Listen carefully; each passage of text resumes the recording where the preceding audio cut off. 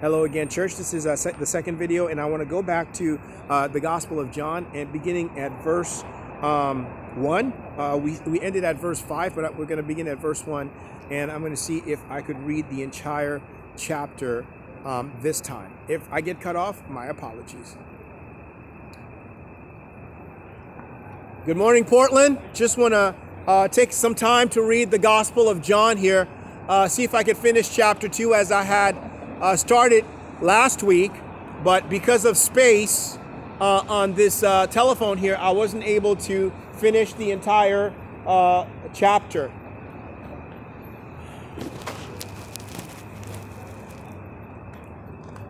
John 2, beginning in verse 1, says this: On the third day there was a wedding in Cana of Galilee, and the mother of Jesus was there, and both Jesus and his disciples were invited to the wedding. When the wine ran out, the mother of Jesus said to him, "They have no wine." And Jesus said to her, "Woman, what does that have to do with us? My hour has not yet come." His mother said to the servants, "Whatever he says to you, do it." Now there were 6 stone water pots set there for the Jewish custom of purification, containing 20 or 30 gallons each. Jesus said to them, "Fill the water pots with water." So they filled them up to the brim. And he said to them, "Draw some out now and take it to the head waiter." So they took it to him. When the head waiter tasted the water, which had become wine, and did not know where it came from, but the servants who had drawn the water knew, the head waiter called the bridegroom and said to him, "Every man serves the good wine first, and when the people have drunk freely, then he serves the poorer wine. But you have kept the good wine until now."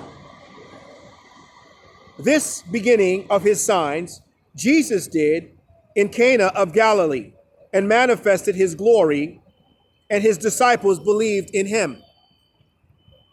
After this, he went down to Capernaum, he and his mother, and his brothers and his disciples, and they stayed there a few days. The Passover of the Jews was near, and Jesus went up to Jerusalem. And he found in the temple those who were selling oxen and sheep and doves and the money changers seated at their tables. And he made a scourge of cords and drove them all out of the temple with the sheep and the oxen, and he poured out the coins of the money changers and overturned their tables. And to those who were selling the doves, he said, "Take these things away. Stop making my Father's house a place of business." His disciples remembered that it was written, "Zeal for your house will consume me." The Jews then said to him, "What sign do you show us as your authority for doing these things?" Jesus answered them, "Destroy this temple, and in 3 days I will raise it up." The Jews then said, "It took 40 years to build this temple, and will you raise it up in 3 days?" But he was speaking of the temple of his body. So when he was raised from the dead, his disciples remembered that he said this, and they believed the scripture and the word which Jesus had spoken. Now when he was in Jerusalem at the Passover during the feast, many believed in his name, observing his signs which he was doing. But Jesus, on his part, was not entrusting himself to them, for he knew all men.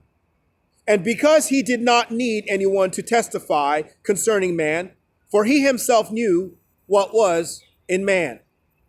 The end of chapter 2.